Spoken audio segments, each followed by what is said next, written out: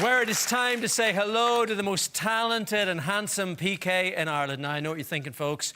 You're ready to do that every week on this show, but you would be wrong.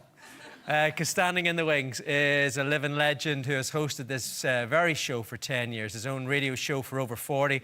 And as he sails into his 6th decade as a broadcaster, he looks and sounds better than ever. Would you please welcome back to the Late Late Show, Joanne McNally's very own thirst trap, Pat Kenny!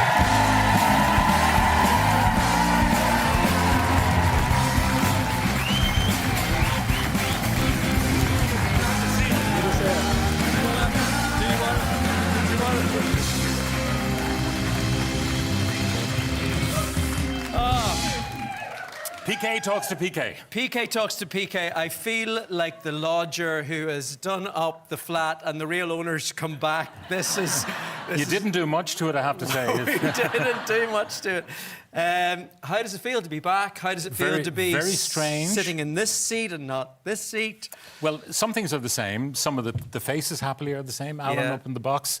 Directing, Alan started with me. Dermot, in charge of the music, is still here. Karen, so many faces still around. But then there are absent friends as well, people I had hoped to see but who are not here. Yeah. But anyway, it's good to be back.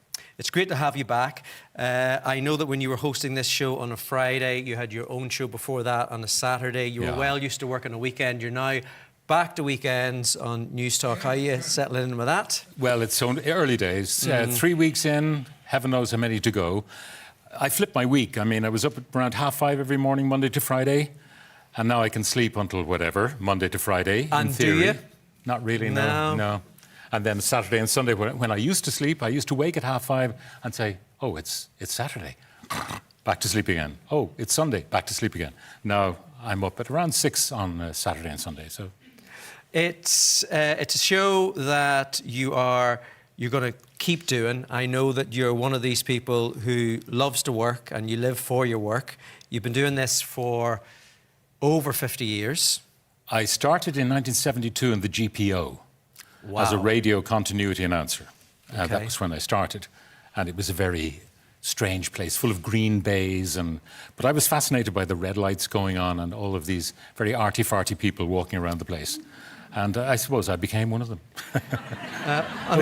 Look at me. For heaven's sake. I mean, come on, look at that. That's... And I haven't changed a bit. You haven't changed a bit. You really haven't. Now, one of your first gigs here in RTE, there was a letter that went in. You could have been going in a completely different direction, Pat, if this letter had got a yes. It got a no. It got a no. Tell us about that. It was an entry for the Eurovision Song Contest. It was a song I wrote. I used to play guitar and sing songs in O'Donoghue's pub and all of that, way back in the day. And I wrote this song called Seagulls. And I didn't put it in under my own name. I put it under the name Jason Guano. I think Guano is seagull shit. Yes. Yeah, if you'll pardon the phrase. But it didn't make the cut.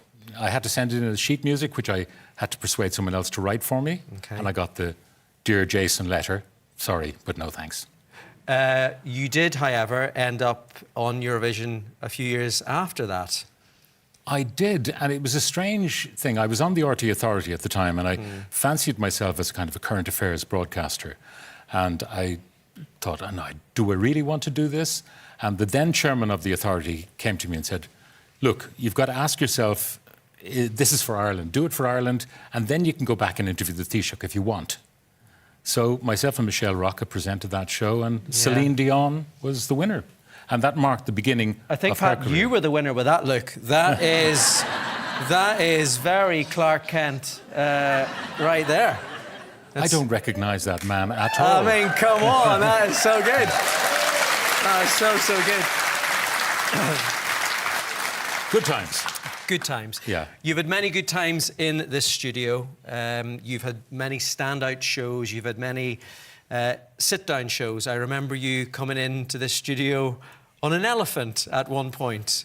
Well, that was a toy show. That was a toy show? I know that in the current culture that health and safety would not permit that anymore. No. No. So the good news is, you're not going to do it. No. Well, we're not going to do it, but the good news is that we do have the clip and we can actually have a look at you here. Health and safety be damned. Here's Pat and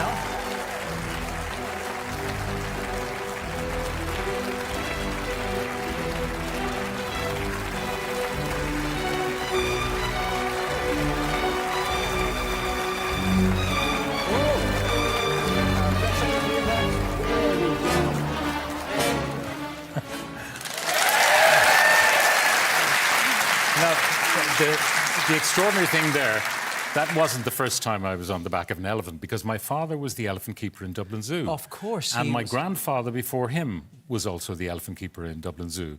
So I was familiar with being on the back of an elephant, and it is quite a strange feeling. I mean, the hairs on an elephant, anyone here have an elephant hair bracelet? And it's like wire. So it's quite a coarse feeling to be on the neck of an elephant. But I thought that was a moment that I wished my father had lived to see.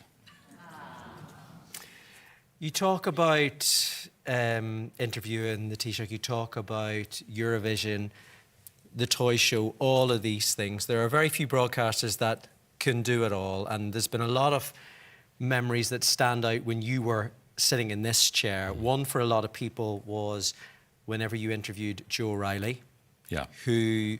Convicted of murdering his wife. Yes, but wasn't at the time.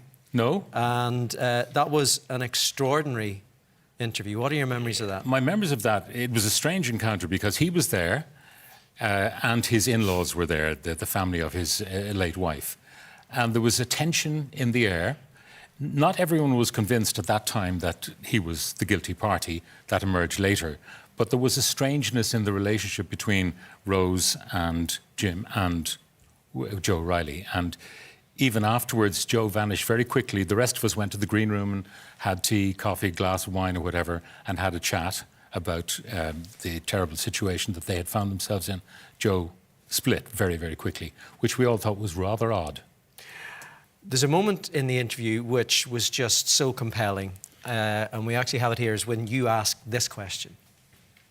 You know the way the guards, when they give you the statistics, they say that in 8 out of 10 or even 9 out of 10 murders, that the victim was known to the murderer or vice versa, that the victim knew the person who killed him or her. Where the murder happened was in the bedroom, which is the very last room of the house. So it's the room where you're least likely to bring someone you don't know because you're cornered.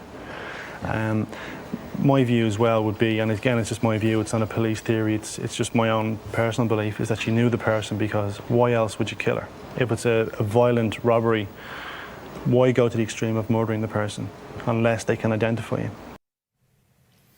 Extraordinary. What a moment. Because, I mean, I was aware that I could be talking to the man who had killed his wife simply on the basis of statistics. As you say, 9 out of 10 wouldn't be known to the victim.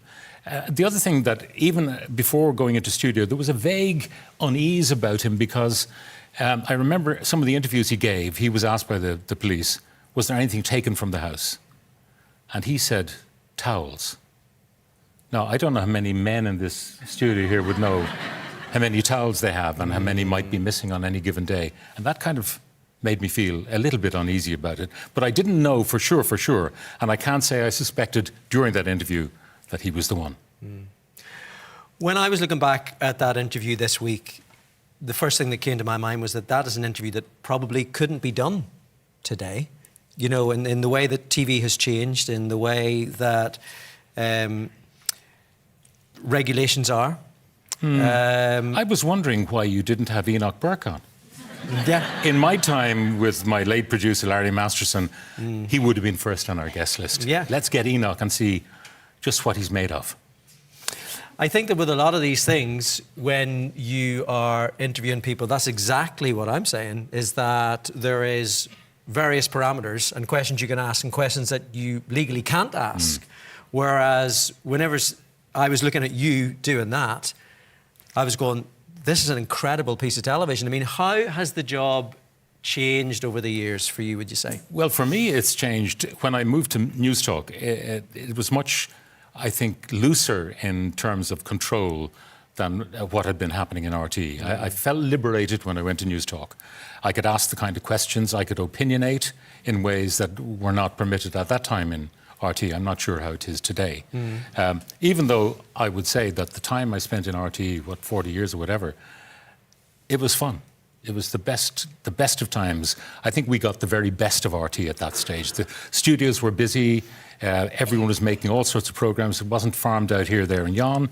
And we had a great time. But when I moved to News Talk, things are a lot tighter. Staffs are smaller. Everyone did everything and still do everything. And I felt liberated by that move. One of the brilliant things whenever I took over this job, it was a huge deal for me, and I was coming down the road from Dundrum on the morning of my first show, and you very kindly called me, and it meant so much that you took the time to do that. What was it like for you taking over from Gay? Hell. No, I mean, the pressure was absolutely immense because Gay was a legend. 37 years of doing this show. Incredible. And even towards the end, I remember Gay, I was going back to do Kenny Live, he was going back to do the Late Late Show, and I was dying to get back to, to get the show going. And I said, how are you feeling, Gay? Are you really looking forward to it? He said, no, I'm dreading it. And I said, why? He said, well, if I haven't interviewed everybody, I've interviewed everybody like them. So after 37 years, it had become something of a chore. But still, he was beloved, and is still, I believe, beloved. So someone like me coming in and taking that famous chair was difficult. And they wanted me to do things that Gay had done. They didn't want me to use autocue. They didn't want me to have a desk. And they put me into this little jack-in-the-box. I don't think you have a picture of that. I looked like a jack-in-the-box. It was like a tiny little desk. And I'm sitting there for the first few shows, and then we got rid of that. But I was terrified, to be quite honest. You left the show at the peak of your powers. I mean, do you ever think you should have maybe stayed a little bit longer? 10 toy shows, Patrick. Okay. Is a lot. Okay. I know Ryan did, what did Ryan do? Did he do 12? I think he did 14, was it? Yeah, well, he must have done because I did 4 years on the front line and then I went to News Talk and I'm in News Talk almost 13 years. So, but 10 toy shows is a lot. Elephants, polar bears, ice, climbing up and down the building, abseiling down the side of the, that was enough. And I was happy to move on. Also, I had a landing strip. I knew I was going to start the front line. And I think if you are moving on, it's good to know where you're going. Well, we know where you're going and your audience knows where you're going, and it is weekends on Weekends, News 10 to Talk. 12, Saturday, Sunday, News Talk. If you haven't already, please do move the dial. There we go. You can catch the Pat Kenny Show on Saturdays and Sundays on News Talk from 10 a.m. Pat, thank you so much. It means so much. Thank you very much, Pat. Thank you for coming back. Enjoy Pat Kenny.